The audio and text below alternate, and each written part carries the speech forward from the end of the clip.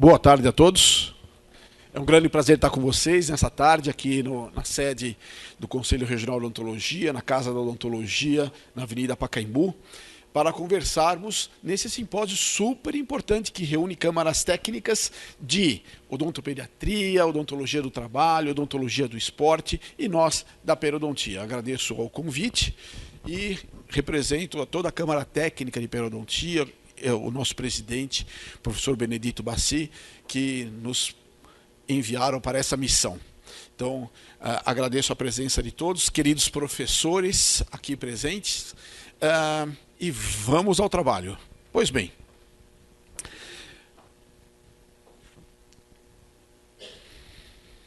desde que eu acerte o botão. Acho que agora foi. Isso. Pois bem, essa é a condição. E aonde nós começamos? Não é? E por que nós deixamos uma situação como essa acontecer? Será que os nossos pacientes, eles chegaram a essa condição sem nós nunca termos percebido? Nunca tomamos uma atitude? Ou será que nós já deveríamos ter pensado nisso há mais tempo?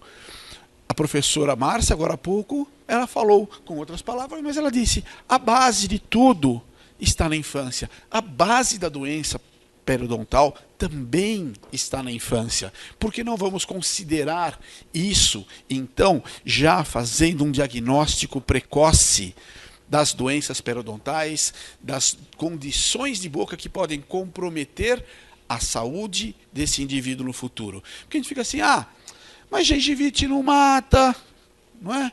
Gengivite não causa nenhum problema. Periodontite, o cara vai perder o dente e a gente coloca alguma outra coisa. Mas qual é o real valor da odontologia? Qual é a real efetividade da nossa profissão?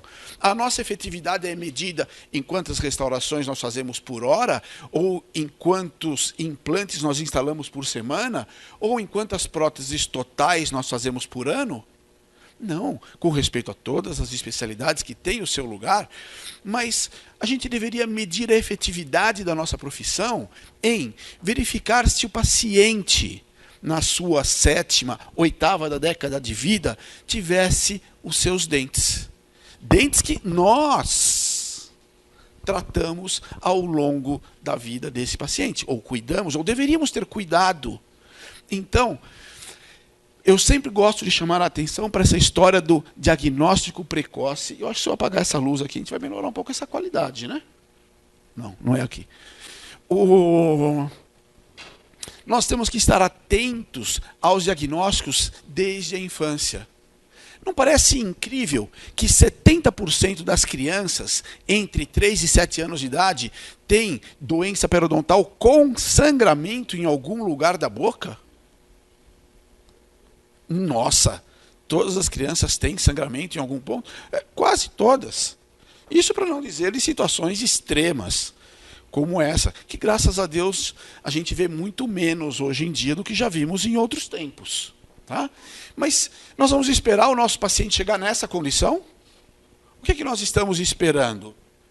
Ou vemos um paciente que está em tratamento por um profissional cirurgião dentista, diplomado, registrado, e que às vezes a gente deixa a coisa passar?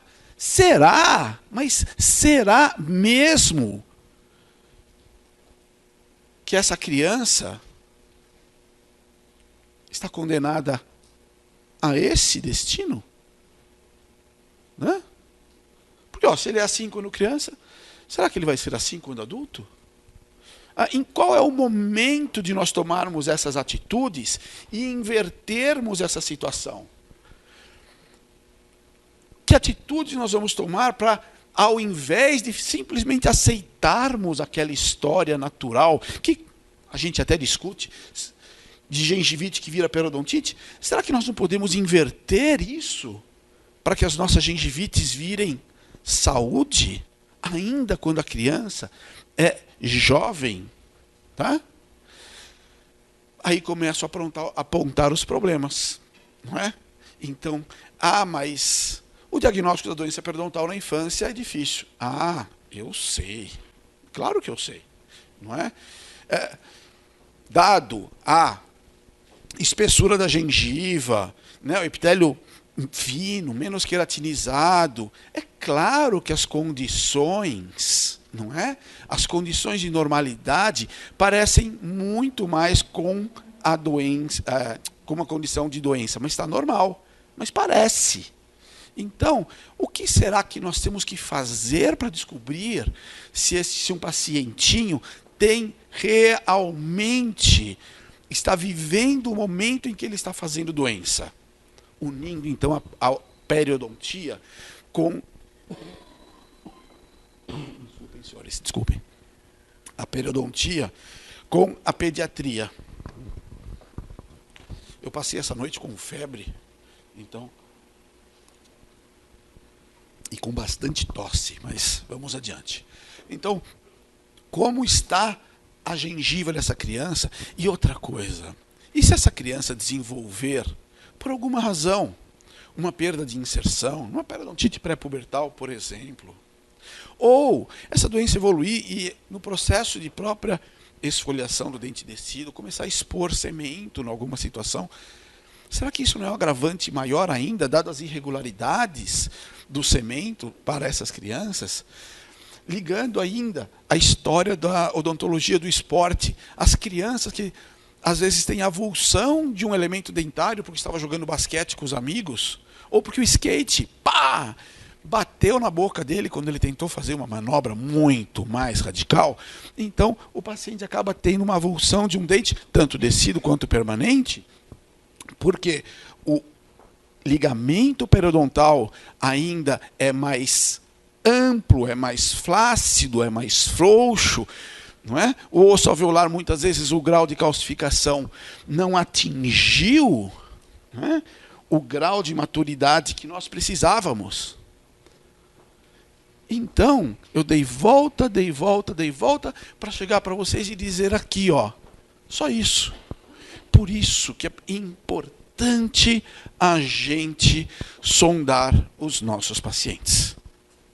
Não é? E hoje nós estamos aqui numa plateia bastante seleta. Eu tenho certeza que a pergunta não se aplicaria à plateia. Mas como é minha tradição, eu sempre faço a pergunta. Porque eu gosto de provocar. Eu sou chato mesmo. Quem me conhece já sabe dessa chatice. E a pergunta é assim: quem aqui, quando vai fazer um exame clínico de um paciente, seja uma criança ou seja um adulto, tem no seu kit de instrumentos espelho, pinça e explorador? Aquele explorador bonitinho, de ponta fininha. Todo mundo tem, né? Mas vamos fazer um exame de consciência. Quem no dia do exame clínico do seu paciente de primeira consulta tem nesse mesmo kit de exame clínico uma sonda periodontal? Sonda periodontal. Muito obrigado, Xará. Doutor professor Ricardo. Quem usa sonda periodontal no dia do exame clínico do paciente de primeira consulta? Esse é que é o ponto. Todo mundo nessa hora, gente, com todas as plateias com quem eu converso, é sempre a mesma história. Todo mundo fica assim. Pessoal, nós precisamos mudar essa atitude. Porque, às vezes, com um simples toque da sondagem, você percebe um sangramento. Ah, mas a gengiva da criança é fina, você não deve sondar a criança, blá, blá, blá. Eu conheço toda essa história que alguns odontopediatras dizem. Espera aí, eu estou falando usar a sonda tecnicamente de maneira correta. Se você fizer mau uso da sonda, ela vai fazer o mesmo efeito que uma faca na boca do paciente. Mas, mesmo assim, às vezes com a própria taça de borracha, com a própria escova de Robson, você tem a percepção do que está acontecendo aí, e sangramentos, e crianças desenvolvendo doenças periodontais. É isso. É um drama, gente. É um drama. Então, fazer diagnóstico precoce é fundamental. Já nós vamos chegar aonde eu quero, o porquê de nós chegarmos nisso. Então, tudo bem, temos algumas transitórias, né? Então, como transitória, a gengivite eruptiva, a gengivite do adolescente, dentes permanentes em franca evolução, que aí tudo bem, é uma fase de transição, não é? Mesmo na erupção, a gengiva queratinizada ainda se organizando, na própria curva de erupção desses dentes. Mas será que nós temos que ficar esperando a coisa desandar? Ou vamos fazer logo os diagnósticos?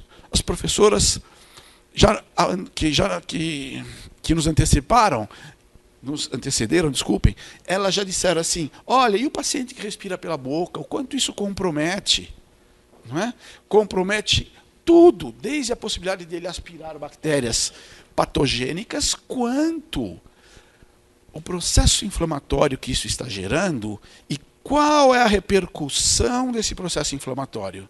Gente, o paciente está com um desafio microbiano, é evidente que esse desafio está gerando alterações. Vai haver liberação de citocinas, metaloproteinases? Claro que sim. O leucograma desse cara vai estar alterado? É evidente. O paciente muda até a frequência cardíaca quando tem infecção. Por que não vai ter outras alterações? Então, eu não estou falando do paciente que é o porquinho, aquele adolescente de 13, 14 anos de idade que está nessa fase que não quer escovar. Não, isso é outra coisa. Mas nós temos que cuidar disso aí. Nós não podemos achar que isso seja natural. Até porque não é. Até porque não é. Nem toda gengivite vai evoluir para uma periodontite. E a gente tem que tomar as atitudes necessárias para isso. Paciente que tem uma periodontite pré-pubertal, gente, é uma das coisas mais tristes de ver. Quando chega um paciente com uma periodontite pré-púbere no consultório, a vontade que dá, vocês sabem qual é de chorar, porque os nossos pacientes sofrem muito. Aqui é uma outra condição, que não é uma doença periodontal, realmente, a gengiostomatiite herpética aguda, vamos passar adiante. Então, o que nós percebemos? Veja só que interessante. Num estudo de prevalência de gengivite de crianças de 1 a 5 anos, 53% das crianças têm índice gengival maior ou igual a 2. Ou seja, sangramento em algum lugar da boca. Tá? Na faixa etária de 3 a 4, 77%. É muita coisa. Tá? Então, os índices de higiene oral, eles vão sendo, sem dúvida, aumentados e a doença periodontal acompanha. Isso não é nenhuma novidade para nenhum de nós. Por isso, temos que chamar os pais dessas crianças e fazermos com que isso mude. Mas e se o paciente estiver doente? Gente, aconteceu algumas desconfigurações, eu acho que de passagem de um computador para outro, dá algumas diferenças, às vezes de PowerPoint, tá? Mas e aí? Nós vamos aceitar essas condições? Né? O que nós poderíamos ter feito? E o que isso implica no nosso paciente? Se isso aqui abscedar, e já deve ter abscedado, já deve ter passado, quanto isso implica em situações de ausência ao trabalho? Ou em mal-estar os mais variáveis. Então, vamos para a sondagem. Olha a sonda, vamos colocar sonda nesses pacientes. E vamos, especialmente no paciente adulto, definitivamente verificar qual é o risco desse paciente. Tá. Ótimo. Então, nós temos que realmente diagnosticar esses pacientes. E o que sempre veio acontecendo na nossa história em periodontia? Como nós aprendemos e como nós vínhamos ensinando periodontia sempre. Sempre contando a história da vaca que foi para o brejo. Tá? E isso vai acontecer na periodontia e em várias outras especialidades. Contar a história da vaca que foi para o brejo já era, gente. A vaca já atolou.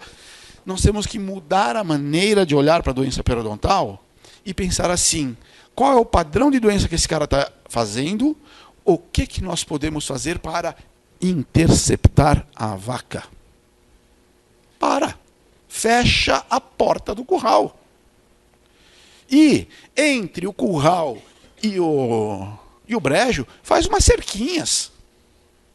Por isso, a Academia Americana de Periodontia e a Federação Europeia de Periodontia, no seu último grande encontro, resolveu mudar a maneira de classificar a doença periodontal.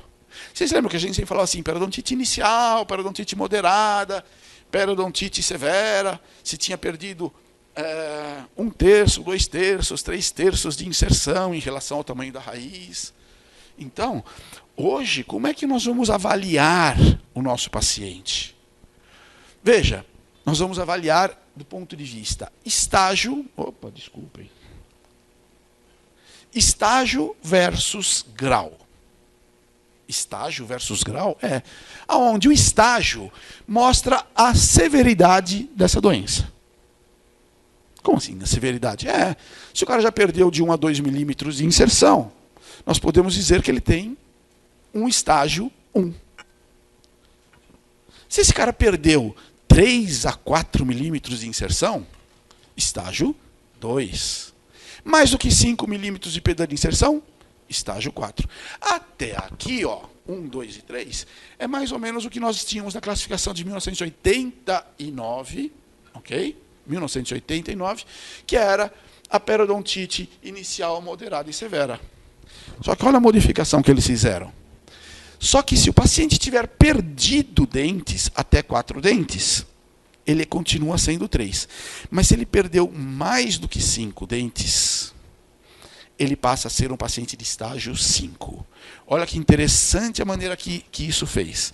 Nós mudamos a maneira de classificar a doença e a pensar assim, esse cara está tendo realmente consequências. E a doença dele é mais severa. Ele já perdeu mais do que 5 dentes. Você não está mais avaliando só o dente que estava na boca. Entra na classificação aquilo que você perdeu, às vezes, por causa da doença periodontal. E o grau? Isso é que eu acho que é a grande sacada. Quando você faz controle, manutenção. Então, quando a professora Neide Couto falou assim, nós temos que entrar nos grandes clubes, mostrar para os grandes clubes a importância do tratamento dentário. Quando a professora Márcia também falou, olha, a gente tem que controlar esses pacientes, porque eles vão ter um melhor aproveitamento, eles estão desde a infância praticando. Olha só, se você tem um controle longitudinal do teu paciente, e isso não precisa ser você apenas a fazer, basta você ter um sistema de registro de dados dentro de uma instituição, onde você possa fazer isso aqui. Se ele está perdendo 1/4 de milímetro por ano, ele é um paciente de grau A. Mas se esse paciente está perdendo mais do que 1/4 de milímetro, até 1/4 de milímetro por ano, esse cara é um paciente de grau B. Agora, imagina aquele cara que depois de 3 anos ele vai no teu consultório e tem 3 milímetros de perda de inserção. Ele está perdendo mais do que 1 milímetro por ano. Claro, esse cara é o cara de grau C. Ah, Ricardo, então, se eu tiver no consultório... Se eu tiver no consultório um paciente de estágio 3 e grau C, certamente em pouco tempo esse cara vai ser um paciente de estágio 4. Isso. Porque você tem agora indicadores de padrão de progressão de doença. E às vezes você pega isso no cara numa idade em que ele ainda pode receber alguma intervenção.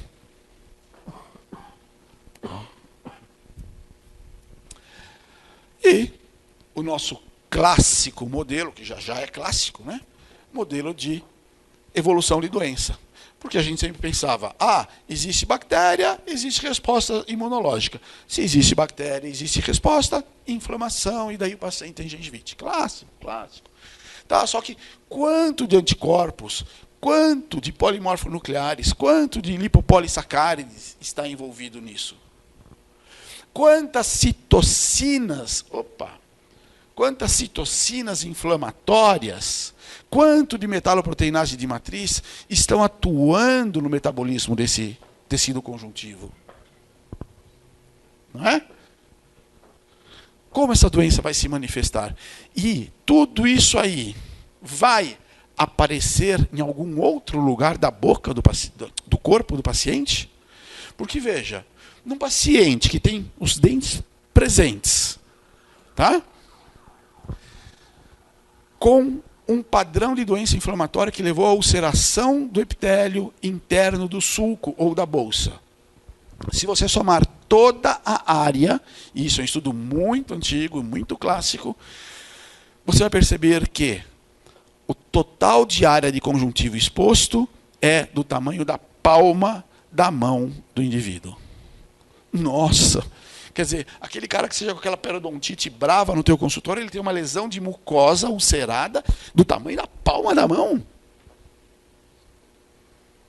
Cara, eu duvido que os médicos que nos atendem, qualquer um deles nos dissessem que, se você tivesse uma úlcera em qualquer outra mucosa do organismo, que ele ia te mandar para casa.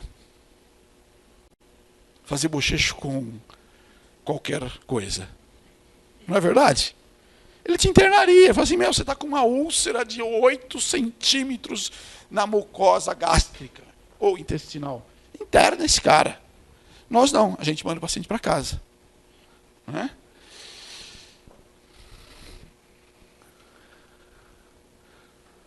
E aonde isso vai parar?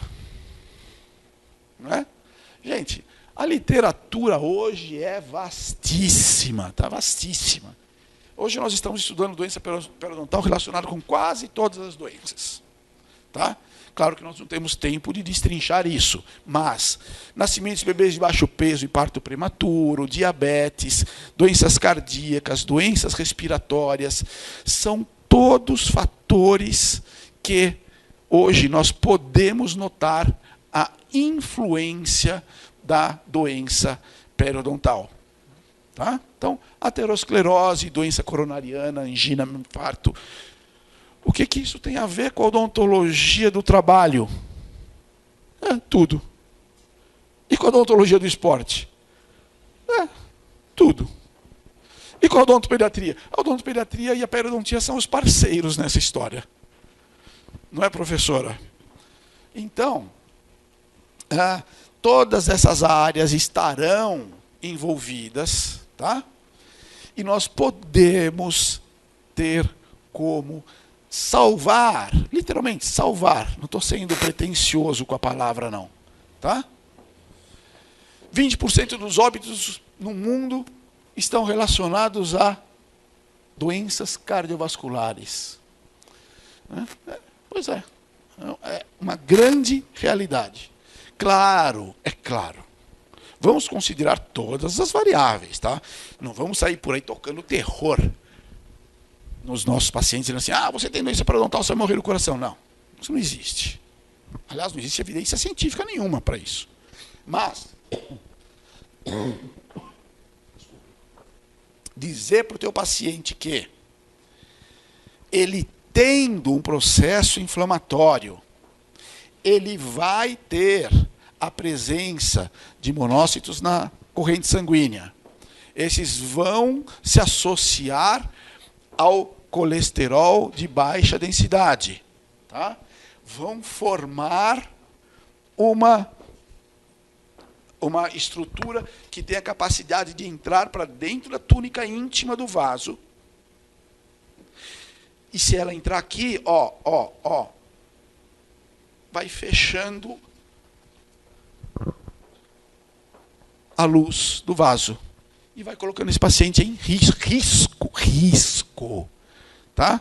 De desenvolver aí alguma coisa. Fora isso, aumenta fibrinogênio, né? Modifica o fator de Vivant-Lebrun, muda a viscosidade sanguínea. Ou seja, todas situações em que nós estamos em risco de desenvolvermos doenças cardiovasculares. Tá? Uau, hein? Então essa coisa aí, doença periodontal, não é assim tão simples. A questão é que esses bichinhos todos aqui, o material genético de todas elas já foram encontrados dentro das placas de ateroma. Né? Quanto tem de fibrinogênio? Como é que está o PCR desse paciente? Como é que está o fator 8 da coagulação? Etc, etc. Tudo isso, gente, nós temos que ir atrás. Imagina um caso de hiperlipidemia induzida pela própria periodontite. Como assim hiperlipidemia? O cara começa a ter periodontite, libera interleucina, fator de necrose tumoral do tipo alfa, muda o metabolismo lipídico. Eu não vou ficar perturbando vocês com isso, porque senão nós vamos dormir a essa hora, tá? Mas, válvulas cardíacas. Gente, quantas vezes uma lesão de válvula cardíaca mas se for no teu consultório, no teu paciente, ela é importante, tá? Então, sempre atentos com essa combinação, esse desafio, que é o desafio do que é infecção, presença de processo inflamatório, liberação de substâncias químicas que vão levar o teu paciente, eu apertei errado aqui, que vão levar o teu paciente a uma condição de doença. Demos voltas para voltarmos num slide básico. Porque a chave de tudo é tomar atitudes preventivas. E quando o Conselho Regional de Odontologia, numa atitude muito adequada, muito correta, de muito valor, faz uma semana de saúde bucal, veja só, a semana de saúde bucal, nós temos que pensar em o que a odontologia está fazendo para promover saúde. Porque nós estamos vivendo um momento, eu não quero fazer crítica à nossa profissão, muito pelo contrário. Estou levantando a nossa profissão no que se refere a promover saúde. Enquanto nós estivermos fazendo procedimentos em que nós sabemos, porque a literatura científica é vasta, que aumenta o risco de desenvolvimento de doenças e dificulta a higienização do paciente, colocando ele em situações de risco de desenvolvimento de doenças periodontais ou outras, fica a minha pergunta: nós estaríamos atuando como promotores de saúde ou como promotores de doença? É isso que nós temos que pensar. Se a gente faz atitude que, mas ficou tão bonito, eu sei que ficou bonito, mas se gera doença, você não agiu como promotor de saúde. Agiu sim, porque saúde é o completo bem-estar físico, psíquico, emocional. Sim, eu sei, mas biologicamente você está fazendo um processo de doença. E isso vai causar problema. Vai diminuir o rendimento do indivíduo, mesmo que ele não seja um atleta de alto nível, de alta performance, não é? Porque todos nós também corremos esses riscos e nós nunca fizemos a maratona em menos do que 3 horas. Ou alguém aqui fez? Professor Reinaldo? Não. Como nós não fazemos a maratona em menos do que 3 horas, parece que nós não fazemos. Mas a gente pode fazer a maratona em 4 horas e meia, e isso também faz diferença para a gente. A gente tem que estar bem para fazer isso. Você pode querer subir a Serra do Rio do Rastro de bicicleta, e você tem que estar bem para isso. E para isso, cuidar da sua gengiva. Gengiva, dentes, etc. E, no trabalho, o quanto isso implica? Nós vamos atrás de mais informações. Tá? O quanto isso implica na saúde do teu paciente e na sua frequência ao trabalho. Então, era isso que eu tinha para dizer nesse nosso período, nesses nossos 30 minutos. E obrigado pela presença de todos. Eu quero passar a palavra